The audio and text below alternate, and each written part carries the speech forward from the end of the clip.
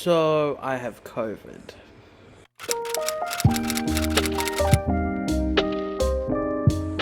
My brother's gone back to school and he tested positive yesterday, and I was feeling fine. My mum and I both did tests last night. And then this morning, I could taste metal in my mouth, my throat was sore, I was just very tired, and I kind of just knew, and I did a test, and yeah, I'm positive.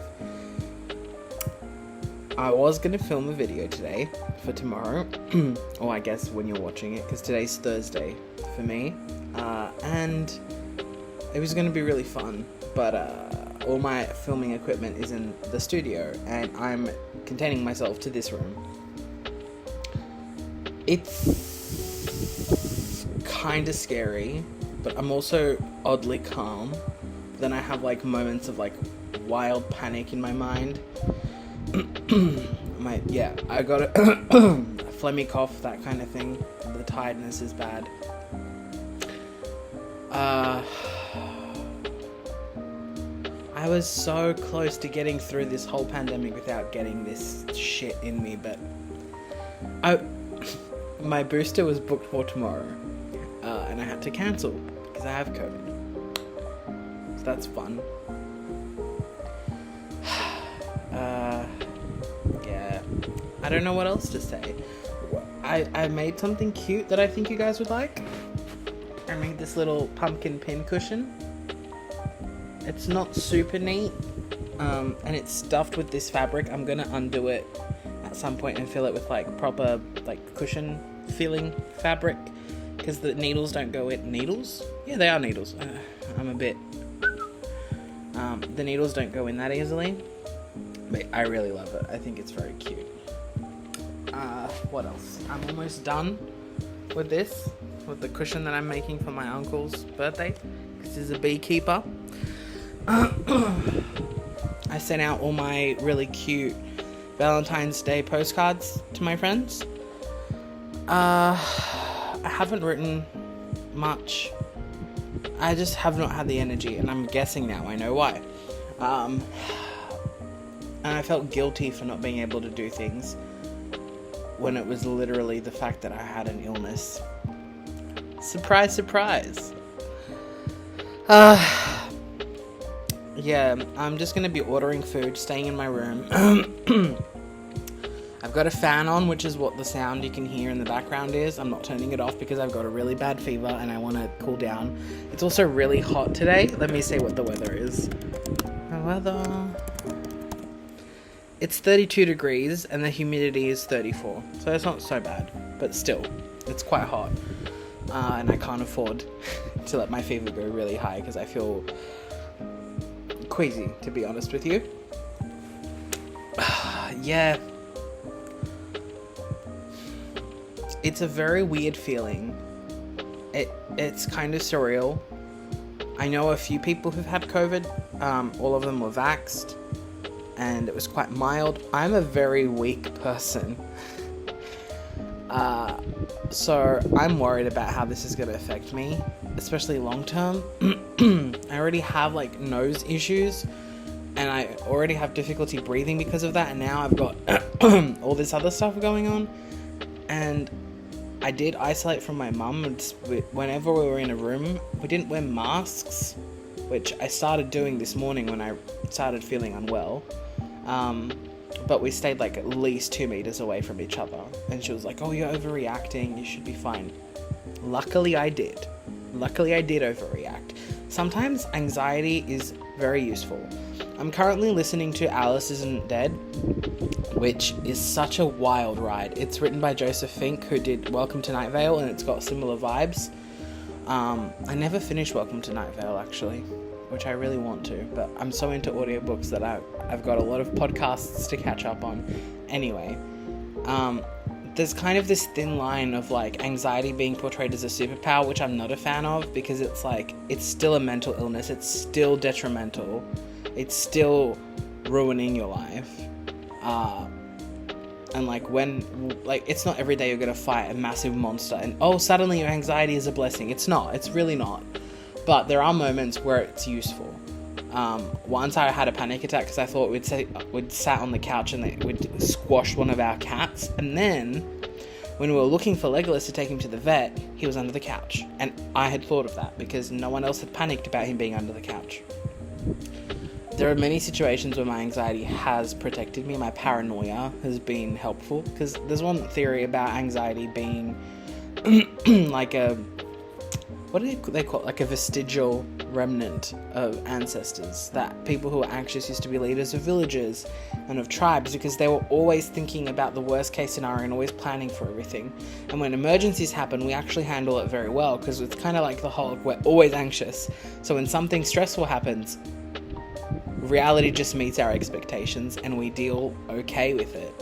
Like when my grandmother had a stroke, my mum just lost it. But I was calm and I was like, okay, we're calling an ambulance, we're getting her on her side, etc., etc.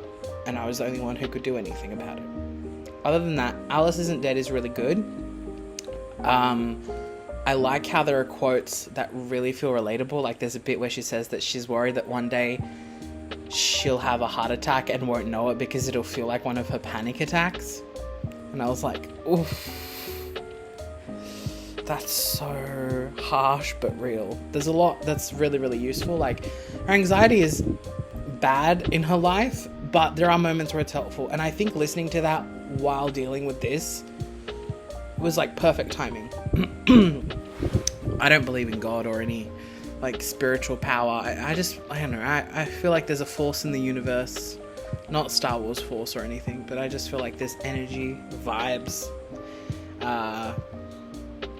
that kind of thing. I mean, you can't prove or disprove it, and I feel like coincidences and whatever, but so often things line up in a way that make me see things. Or like once I was supposed to get on a plane and the plane had malfunctions and almost crashed.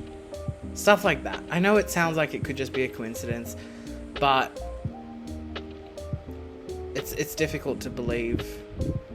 Because here's the thing, people like, there's no scientific proof for this or that. There are so many things that we've only recently found scientific proof for. Like how trees give us energy, right? When we hug a tree, we actually take on some of their, I can't remember the specifics. Now I'm sounding like a complete lunatic. But it's really interesting how a lot of things that people thought was just turns out to be scientifically provable.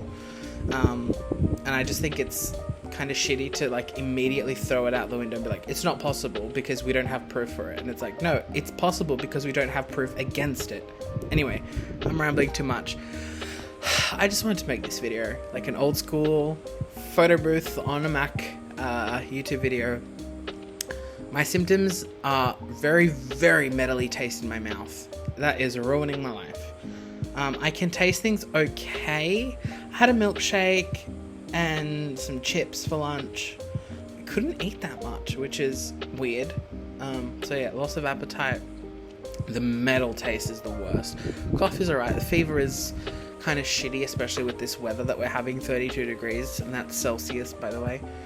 I don't know. I'm not going to make any art about having COVID because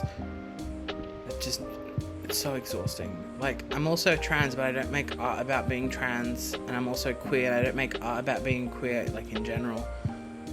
I don't know. I just like making art about things I like. I'm an activist in the sense that I just exist and enjoy my life, usually. Yeah. I don't know what else to say. I'm just trying to live off vibes at this point.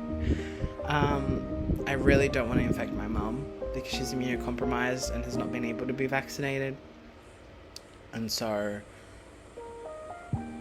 like, we personally know someone who went partying. Someone I can't stand, by the way. Got her grandma infected. Her grandma died, and then her mum got it and almost died. And I don't want that to be me. I didn't even go to the library to get books.